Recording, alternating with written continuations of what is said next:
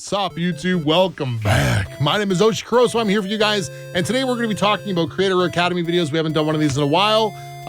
Stay tuned the first couple minutes because I want to talk to you guys about new ideas that you guys have and how you can communicate that to me. But today we're going to be talking about spawn blocks, what they are, how we can use them in a level, and like just kind of all the mechanics that I can think of surrounding spawn blocks so you can put them in your levels while you're creating to make a better experience. Let's just dive into it, shall we? Go. So before we get started into this video today, guys, I just wanted to ask you guys, so the Creator Academy is designed for level creation concepts and ideas. I would like for you guys to leave me a comment in the section below this video. Let me know what other kind of cool concepts and cool designs or cool machines you've seen in levels. You can potentially give me a level code and say, hey, something's going on in this. It's really cool. I want to learn how to put it in my levels. Or if you guys want to learn other things, there's a Bros 2 mushroom mechanic in SMB1 that gets used to automatically switch switches on and off based on every time you jump. I also want to cover stuff like that as well. So please let me know what your guys' ideas are for the Creator Academy, and we will hopefully build something up you guys will be able to use later on. Without further ado, let's talk about spawn blocks. All right, so ladies and gentlemen, what is, I guess I'm just going to dive into it here. What is a spawn block? A spawn block is a block otherwise, this red flashing block here is going to be our spawn block. As you can see, nothing happens through this door. We're set up with a situation where we may want to get through this section, but unfortunately, there are no hidden blocks for us to get through. So a spawn block is when the block is active, it blocks an enemy or a product from spawning. There's a couple different ways that we can do this. You can do these with, you can actually break these. You can actually make spawn blocks with hard blocks. You can make spawn blocks with any kind of block that's going to toggle. So it could be P-switch blocks, it could be red blocks, it could be hard blocks or breakable blocks like the question mark blocks. So what we're seeing here is there's nothing special going on in this situation. However, while that block is no longer active, something is going to spawn here when we go through the door. Okay, so it's actually going to give us access to a bomb, which we can now use to blow up the wall. So in a nutshell, that's what a spawn block is. Now we can proceed through the course and off we go into the level. As we continue through the level, we're going to be met with another challenge here, something very similar. These blocks are active, and of course, they are blocking something. We no longer can get over top of this wall unless we choose to hit our on-off switch again, and it's going to build our way into the end of the level. So this is, in essence, the concept of spawn blocks and how you can use them in your level to, you know, to create a little bit more, I don't know, a little bit of just a unique way to build the level, right? This is going to give you different concepts. Now let's talk about what it actually looks like in the editor. So for a spawn block to take place, we need to first, okay, let's just completely delete all of this stuff here. And then once it's deleted, we'll open it back up here. So we need to have the block that we're spawning with in place. Let's put that other piece of earth there. And because it's an on-off block, we're going to be using an on-off switch to toggle this. So we're going to have the on-off toggle. Now, in order to make that happen, we are going to hide whatever the item is. So in this case, we're going to be using a bomb, and we're going to hide him on top of that block. It's got to go in this order, because if you go in the other order, oh, it does work that way. Never mind. So you can put it however you want, as long as the bomb is located within that block. Once we enter into the level, you can see his spawn go poof. And then he disappears. So he won't spawn until we either reset the door, or there's another way to do it, which I illustrated later with the bullet blasters, is they will spawn off screen. Okay, let's just show this off here real quick, just to show there's different ways to spawn this block. So he won't spawn right now, but as soon as we walk off screen, and I think it's like 4 blocks off screen, that when we come back into screen, he has a chance to spawn.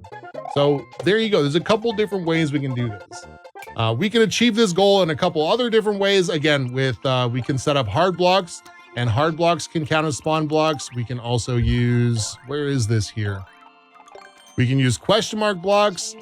We can use ice blocks, any block that's breakable, right? So if we use a bomb or we use a spike hat to break these blocks, we can then come back later and see what the little secret was that we put in the spawn block. So again, as long as these are solid blocks, by the time we blow them up, or whatever the case is, it will operate the same way, right?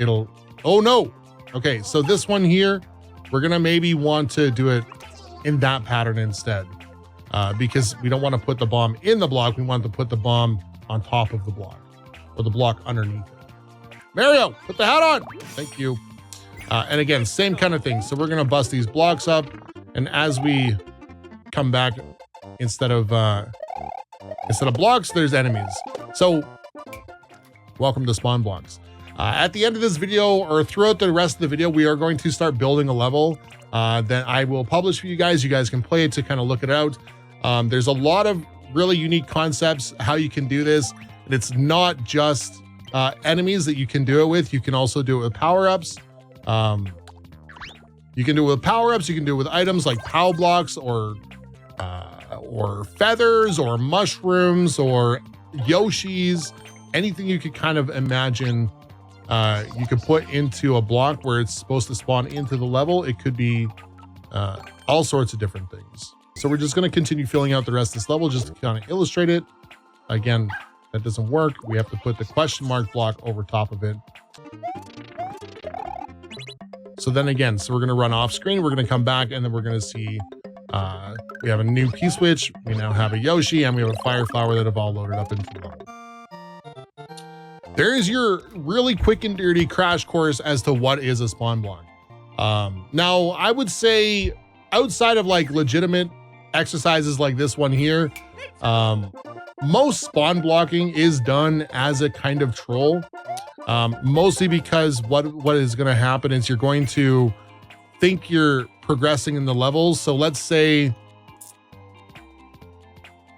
I don't know, what could be a good example? Let me build a good example here. Okay, so I guess I've set up like a very small section of what could be considered like a troll with a spawn block here. So obviously, now that you guys know what a spawn block is, you probably see the setup already.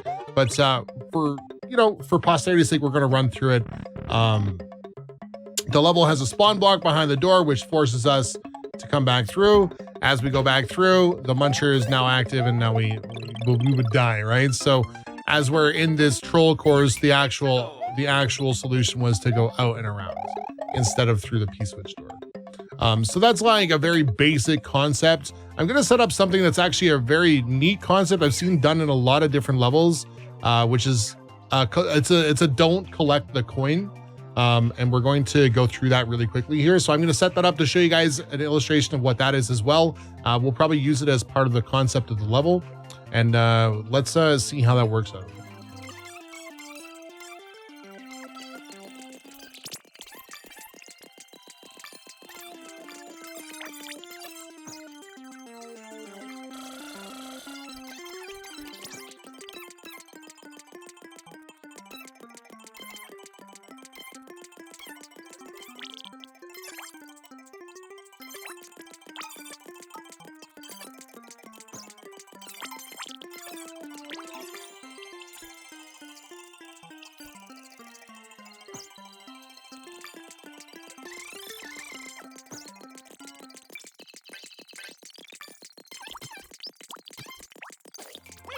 Okay, so we have built together a very small portion of the level that's going to show off a fun and unique and interesting way that we can use spawn blocks in a level. This is probably one of the cooler ways I've ever seen it done. So basically, we are doing a don't collect the coins. If you collect the coins, which I'll show you one of the coins we collect later on, it will be bad news for us. So basically, if you guys have been paying attention, the spawn blocks, what's going to happen is we're going to hit a P-switch, and as we hit a P-switch, it's going to turn all of these, it's going to open up the spawn blocks at the top, which are set to issue a blaster build to show up. But if we collect the coin like we just collected the last one here, the new spawn block at the bottom is no longer going to take place. So technically there's a toggle of an on-off spawn block.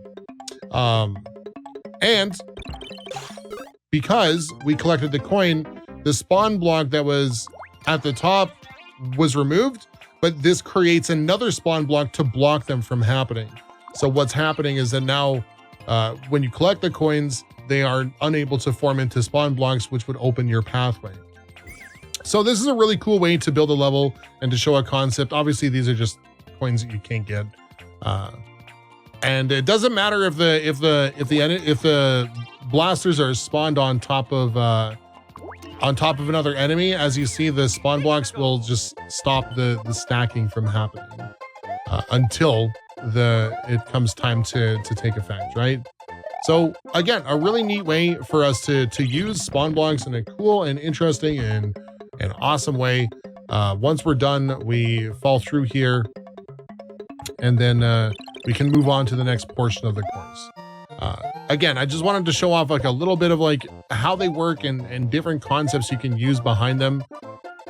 I just think it's a really cool concept. I guess it should be noted that we can actually achieve spawn blocks in all forms of the game. So this level concept actually works identical with Bros 1. It works identical with Bros 3. The spawn blocks and stuff still work in the exact same ways. And then also works in obviously Super Mario World, where I just showed you guys. And then also it works in NSMBU. You can achieve spawn blocks in Super Mario 3D World in a couple different ways. Mostly because everything doesn't work the same in 3D World, it's going to be a different system. But as far as the first 4, it still works very much the same way, and it's very translatable across styles. So if you want to build something in a way that you like, and then later translate it over to a different style, such as Bros 1, Bros 3, Mario World, or NSMBU, you guys can do that as well. All right, so ladies and gentlemen, we have now built a surrounding level showing about spawn blocks and coins and stuff like that. So I wanted to walk you guys through the level that I'm going to be playing. I'll give you guys the course code after if you should like to play it. And then we've built in a couple more concepts that we're going to talk about. We're going to walk through the editor portion of it very quickly, and then we'll be finished with the video. So if you guys want to stick around, check it out. Level code will be posted near the end of the videos. So again, we have this section where it's don't collect the coins. And if you do collect the coins, we have spawn blocks that are going to punish you for that. However, fortunately, we don't have to worry about it so far. So we built this section up here that's going to walk us through. It's going to force us to wait a little bit of time here. And then, okay, we're good. So we have the next section here. We have obviously some red blocks in the ground. We're going to see this block is actually going to be removed very shortly. I was going to do something with it and I forgot to take it out for this. So we're going to continue on through this kind of like speed run section. You guys can build speed runs that also optimize this. We have the P-switch block that removes the item from the door, and as we go through, we're actually met with a couple more challenges, but our spawn blocks there are no longer there, or our spawned cannons are no longer there. We have one more final set of obstacle to finish up the course, and I just wanted to keep it nice and plain for us to get there, but this way we just have to hit the switch. We go through here, and now we're met no longer with blaster bills that shoot bullets, but we get a Yoshi out of the spawn block.